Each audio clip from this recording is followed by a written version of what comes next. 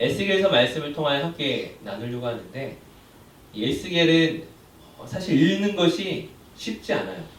왜냐하면 처음부터 끝까지 심판의 말씀이기 때문에, 징계의 말씀이기 때문에 굉장히 듣는 것이 참 어렵습니다. 그럼에도 불구하고 우리에게 경고하시는, 우리에게 말씀하시는 그런 하나님의 음성이 있는 줄로 믿습니다. 이 에스겔은 어떤 사람이냐면은 바벨론 포로로 끌려가 있는 중에 이제 하나님의 부름을 받았던 선지자예요. 그 남유다라는 그 이스라엘 나라가 멸망하기까지 3번의 전쟁을 치르게 됩니다. 첫째는 주전 605년, 그 두 번째는 주전 597년, 세 번째는 주전 586년. 이 마지막 3번째 전쟁 때에 완전히 멸망하는 거예요. 완전. 그 예루살렘 성전이 파괴되고 모든 이스라엘 백성들은 죽거나 포로로 끌려가는 완전 처참한 멸망을 경험하게 됩니다. 이 에스겔은 언제 포로로 끌려갔냐면은 2번째 전쟁 때 주전 597년에 포로로 끌려갔고, 그리고 그로부터 5년이 시간 후에 어떻게 해요? 하나님의 부름을 받아요. 그리고 그로부터 다시 한 6년, 7년 후에 이제 이스라엘이 멸망하니까는 어떻게 보면 이스라엘이 멸망하기 바로 직전에 하나님의 부름을 받은 선지자입니다. 자, 만약 당시 사회의 분위기가 어떨까요? 이미 2번의 전쟁을 통하여 수많은 사람들이 죽고, 또 에스겔 자신도 포로로 끌려와 있고, 그리고 여전히 국제 정세가 어려운 상황 속에서 어떤 마음을 품고 있을 것 같아요? 만약 우리나라 사람들이라면 어떤 마음을 품었을까요? 이제 큰일 났다. 이제 완전히 멸망하고 우린 다 죽게 될 거야. 아마 이런 부정적인 생각들이 가득 차야 되는데, 이스라엘은 좀 그렇지 않았어요. 물론 어렵죠. 물론 힘들고, 물론 위기감을 느끼고 있으면서도 그들 마음에 어떤 마음이 있었냐면은, 그러나 예루살렘은 멸망하지 않을 거야 라고 생각하고 있었어요. 지금 우리가 굉장히 어려운 거 맞고, 이미 2번의 전쟁에서 패배하면서 정말 수많은 사람들이 죽고 포로로 끌려왔지만, 그러나 완전히 끝장나지는 않을 거야. 조금 시간이 지나면 하나님이 우리를 회복시켜 주실 거야. 다시금 부흥케 하실 거야. 다시금 안전하게 하실 거야. 그런 생각들을 가지고 있었다는 거예요. 대단한 믿음이죠. 대단한 믿음 맞나요? 얼핏 보면 대단한 믿음인데 사실은 대단한 믿음이 아니었어요. 왜 그러냐면은 그들은 예루살렘이 멸망하지 않을 거라는 믿음을 왜 가지고 있었냐면은 하나님께서 다윗에게 하셨던 약속 때문이에요. 이스라엘의 가장 사랑받는 왕이었던 이 다윗, 사무엘하 7장 16절에 보게 되면은 하나님이 나단 선지자를 통하여 다윗에게 이렇게 약속하십니다. 네 집과 네 나라가 내 앞에서 영원히 보존되고 네 왕위가 영원히 견고하리라. 하나님의 약속이에요. 지금 이스라엘 백성들은 하나님께서 다윗과 약속하셨던 그 말씀의 근거에서 지금 우리가 힘들지만 곧 회복될 거야, 괜찮아질 거야 라고 믿음을 가진 것처럼 보였는데, 조금만 더 깊숙이 들어가 보면은 실상은 달랐다는 거예요. 무엇이 달랐냐면은 그 약속을 하신 하나님을 기억하지 않고 약속만 기억하고 있었다는 거예요. 무슨 말인지 아시겠어요? 예루살렘 성전을 나의 집으로 선택하신 그 하나님에 대해서는, 그 말씀에 대해서는 귀담아 듣지 않고 순종하지 않고 사랑하지 않고 신경 쓰지 않으면서 단지 우리에게 있는 성전, 우리에게 있는 제사, 우리에게 있는 율법, 단지 이것만을 붙잡고 우리는 괜찮을 거야 라고 생각했다는 거예요. 그들이 정말 하나님의 약속을 믿었다면 하나님께서 그들에게 명령하신 그 모든 말씀을 따라 믿음의 삶을 살아가야 되는데, 믿음의 삶을 살아가지 않으면서 단지 하나님이 나에게 약속하신 그것만 붙잡고 우린 괜찮을 거야. 완전히 잘못된 것이죠. 그러므로 오늘 본문에서 어떻게 표현하시냐면은 3절과 4절 말씀에 인자야 내가 너를 이스라엘 자손 그들에게 보내는데 그들이 어떤 사람이에요?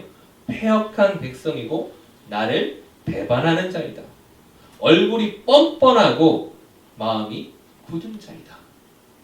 입으로는 하나님을 외치고 입으로는 제사를 드리고 입으로는 찬양하는 것처럼 보였지만 입으로는 약속을 신뢰하는 것처럼 보였지만 그러나 그 약속의 하나님은 잊어버린 그들에 대해서 하나님이 굉장히 징계하시는 심판하시는 말씀을 선포하고 있는 것입니다.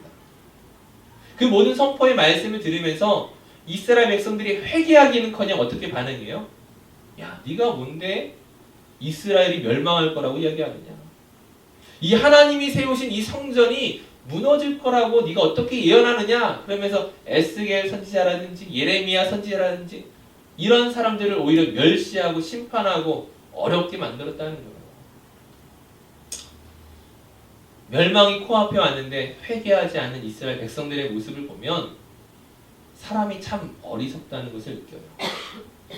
하지만 우리가 단지 이 2600년 전에 있었던 이스라엘 백성들이 참 어리석습니다. 여기에서 끝날 것이 아니라 제가 오늘 말씀을 시작하면서 이야기했지만 우리 자신이 그와 같이 어리석지는 않은지 우리 또한 하나님을 믿는다고 말하면서 그들의 잘못된 실수와 그 문제들을 우리 또한 반복하고 있지 않은지 우리가 생각해 봐야 된다는 거예요.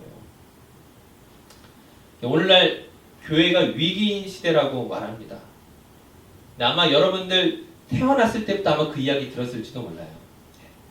저도 어렸을 때부터 항상 무슨 이야기 들었냐면 교회가 위기입니다.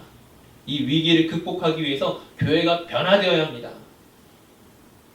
어렸을 때부터 들어왔어요. 수십 년 동안 들어왔는데 근데 그 수십 년 동안 교회를 바라보고 그리스도인들을 바라보고 또 제 자신을 바라보게 될 때 어떤 마음이 드냐면 위기를 어떻게 극복했습니다라는 이야기가 들리지 않고 그래도 예수 믿는 사람들은 무엇과 다릅니다. 세상과 다릅니다.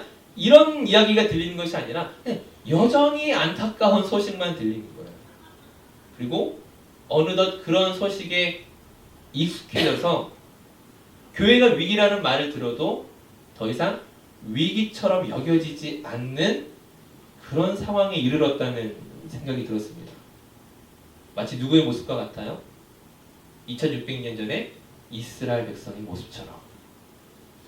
누가 봐도 지금 위기이고 누가 봐도 언제 멸망해도 이상하지 않을 상황이었는데 위기를 위기로 여기지 않고 문제를 문제로 여기지 않고 그냥 살아가는 회복되겠지, 괜찮아지겠지, 좋아지겠지 그런 그들의 모습이 오늘날 교회의 모습과 오늘날 우리 그리스도인들의 모습과 너무나 닮아 있다는 생각이 들었습니다. 아마 여러분들은 잘 모르실 텐데 지난주에 한국에 꽤 큰 뉴스가 있었어요. 기독교계 뉴스인데 한 대형교회의 그 재판 판결 문제가 이슈였습니다. 아마 들어본 청년들도 있을 것이고 아마 관심 없는 청년들도 있을 거예요. 한 대형교회의 세습 문제로 말미암아 그것이 작년에 큰 문제가 되고 이슈화가 됐어요. 그러면서 작년 그 총회에서 그 교단 총회에서 이걸 다시금 재판하기로 넘겼는데 그 재판 그 선고 날짜가 지난 화요일이었습니다. 만약 그 재판에서 그 대형교회의 세습 문제가 잘못됐으니까는 원상복구하십시오라고 만약 판결을 내리게 되면 그 대형교회는 두 가지를 선택할 수 있는 거예요. 하나는 세습을 포기하거나 그러니까 아버지가 아들에게 주는 부자 세습을 포기하거나 아니면 장로교 통합직 교단에서 떠나야만 하는 상황이었습니다. 과연 어떤 선택을 내릴까? 교회만 관심을 가진 것이 아니라 기독교계만 관심을 가진 것이 아니라 대한민국 전체가 사실 관심을 갖고 지켜보고 있었어요. 아마 호주에 있는 우리는 잘 몰랐을 수도 있어요. 하지만 굉장히 큰 이슈였습니다. 문제는 무엇이냐? 그 재판하는 그 사람들이 모여서 9시간을 토론했다고 이야기하는데 결과가 무엇이냐? 다음 달로 연기한다는 거예요. 다음 달로. 네. 사실 1년 이상을 끌어온 재판이었는데 무슨 일이 있어도 7월 16일 날 결론을 내리겠습니다라고 말했는데 자기들의 약속을 뒤집고 다음 달로 연기를 했어요. 왜 그랬을까요? 무섭겠죠. 네.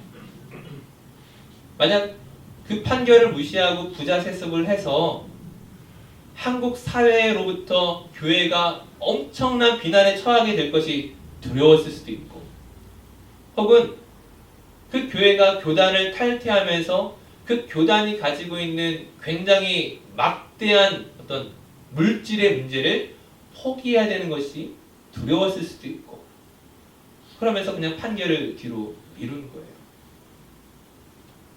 솔직히 이거는 판결을 미룰 만한 문제가 아니었습니다. 시간을 끌 만한 문제가 아니었어요.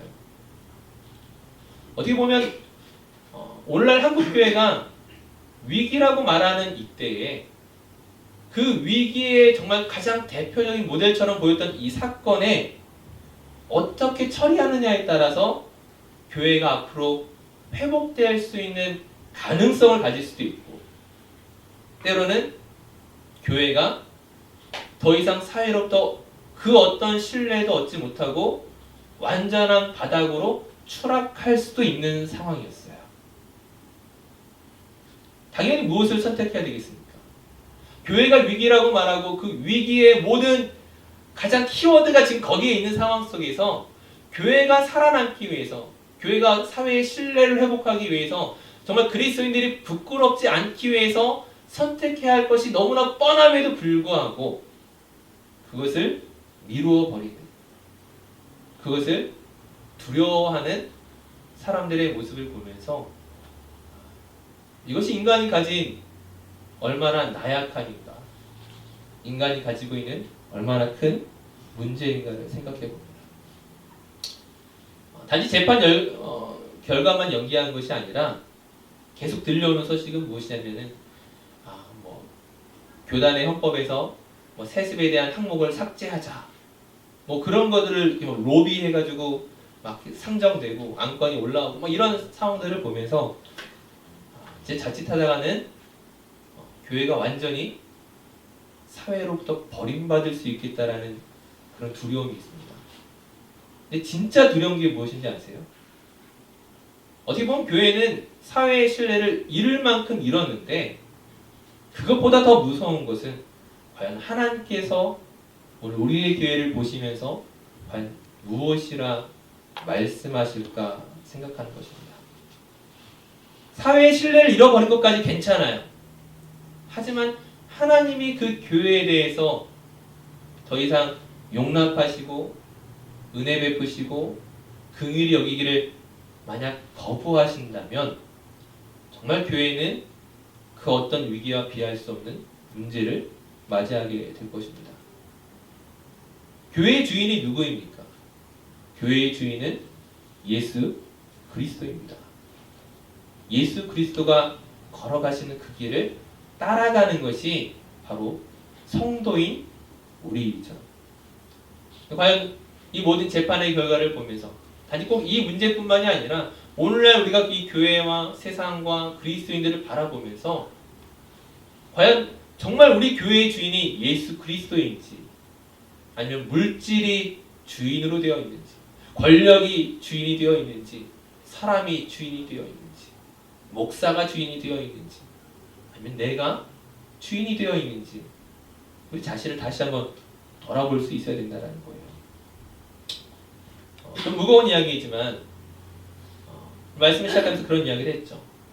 위기라는 말을 너무나 많이 듣다 보니까는, 교회 위기라는 말을 수십 년째 듣다 보니까는 더 이상 위기에 대한 감각이 없는 우리 자신의 모습이 있습니다.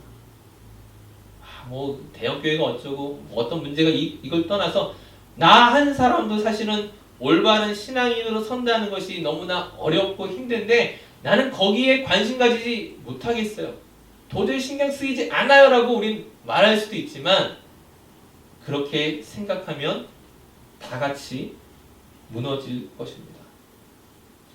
오늘 본문의 말씀을 통하여 하나님 우리에게 무엇을 말씀하시냐면은 사실 에스겔 선지자가 그들에게 말씀을 전하여도 아무도 돌아오지 않아요. 아무도 그 말을 듣지 않아요. 아무도 회개하지 않아요. 결국에는 멸망길로 갈지라도 그러나 하나님 그 모든 걸 아심에도 불구하고 에스겔에게 뭐라고 이야기해요? 그들이 듣든지 아니 듣든지 너는 내 말로 고할지어다. 그들이 돌아오든지 돌아오지 않든지 그러나 너는 내가 너에게 전하는 이 말을 그들에게 전할지어다. 너 한 사람이라도 똑바로 설 것들을 이야기하는 거예요. 이스라엘이 돌아올 가능성이 있어서가 아니라 주님께서 가라고 하시니까 주님께서 명령하시니까 선포하시는 것입니다. 거기에 담겨있는 마음이 무엇이냐? 하나님께서는 이스라엘을 포기하지 않으셨다는 거예요. 결과는 아실지라도 그들이 얼마나 폐역하고 얼마나 문제가 있고 그들이 그 선지자를 오히려 박해하고 핍박한 것들을 알면서도 이스라엘을 그 향한 사랑을 포기하지 않았기 때문에 선지자를 또다시 보내시는 것이고 그리고 그 하나님께서 우리를 어떻게 해요? 동일하게 대하신다는 거예요. 사실 대형교회의 문제가 아니라 오늘 우리 자신이 과연 성도답게 살아가고 있는가? 교회가 교회다워야 하는 것처럼 우리가 성도답게 살아가고 있는지 우리 자신을 돌아보게 될 때에 사실은 부끄러울 때가 있고 하나님께 미안할 때가 있고 죄송할 때가 있고 참 예배 드리러 나오기가 힘든 그 순간에도 하나님 우리에게 무엇을 말씀하시냐면 우리를 향하여 포기하지 않으신다고 말씀하시는 거예요. 내가 너를 말씀의 자리로 인도하겠다라고 약속하고 있는 것입니다. 그렇다면 말씀 앞에선 우리가 과연 무엇을 결단해야겠습니까? 하나님께서 에스겔을 통하여 그들이 듣든지 아니 듣든지 너는 내 말로 고할지어다라고 말씀하셨던 것처럼 오늘 하나님께서 우리에게 주시는 그 음성을 따라 기도의 자리로 말씀의 자리로 거룩한 성도의 삶의 자리로 우리가 계속적으로 나아가야 한다는 거예요. 제가 여러분에게 자주 이야기하는 것 중에 하나가 어떤 것이 있냐면은 우린 수없이 쓰러지지만 그것이 어떤 음란의 문제이든 물질의 문제이든 그 어떤 잘못의 문제이든 참 쓰러질 때가 많지만 쓰러지더라도 우리가 하나님을 바라보고 쓰러지면 하나님을 생각하고 쓰러지면 우리가 다시금 일어나게 될 때에 하나님과 한 걸음 더 가까워질 거라는 거예요. 포기하지 마시고 기도의 자리로 말씀의 자리로 계속 전진하셨으면 좋겠습니다. 다른 누구에게 하는 이야기가 아니라 오늘 나에게 말씀하시는 그 하나님의 음성을 들으며 다시 한번 순종할 수 있는 저와 여러분들에게 주님의 이름으로 축원합니다. 기도하겠습니다.